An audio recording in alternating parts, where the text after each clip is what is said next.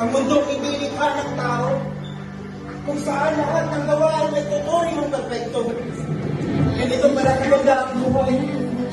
Ngunit hindi mo alam kung saan iaalay. Ngayon, isang libro kung saan lahat ng mga nakakumpli ng mga sekreto, aking nabuksan upang katanungan sa buhay ay mabigyan ng kalagayan. Ezra chapter 3 verse 13. Ano to? Paano to? Mga panuto, palatandaan at mga pangako na mula sa dakilang may likha, Panginoon sa gawa, sa lahat ng bagay sa Kanya ng tula. Panginoon, Ikaw sa akin ay nagbigay ng atensyon, kadakilaan mo sa aking buhay ay nakatuon. Ang iyong awa, pagmamahal, dito sa librong tawag ay bibiyay nakatuon, na walang sino man ang makakahadang sa lahat ng biyayang nararamdaman, kahit buhay mo pa ang iyong siyang nilaan. Sino ka?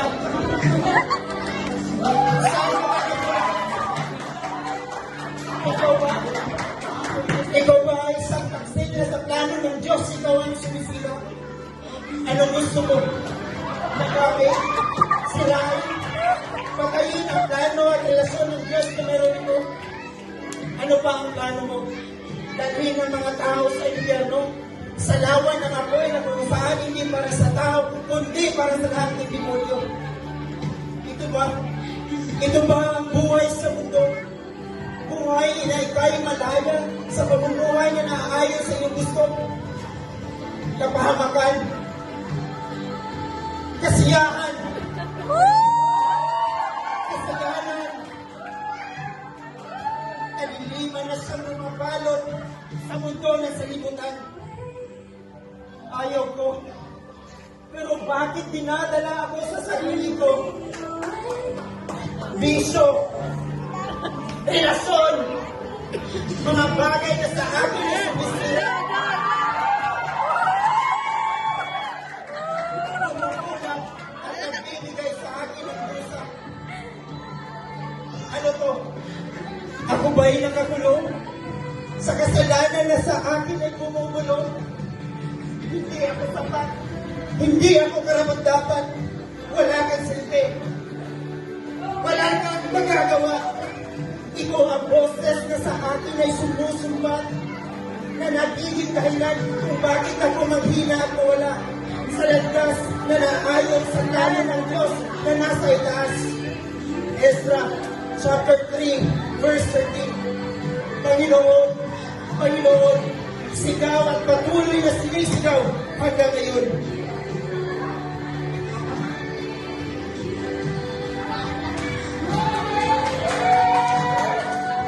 Kapatid, aking batid, gaano kalalim ang iyong pinagdaanan. Ngunit ang salita ng Diyos ay nagsasabi, magsibarito kayo, lahat na nagpapagal at nagbibigitang luha, at di kaya aking mapangin. Hindi ka kapatid, walang tayo sa Thanksgiving celebration. Ang may tema, a shout for joy and a sound of weeping. Hindi ka kapatid. Wow! Ang ganda naman dito, kapatid. Tama kapatid. At may presentation ang men's department sa sayaw tayo. Wow! So, paano kayo step? Ganito lang kapatid.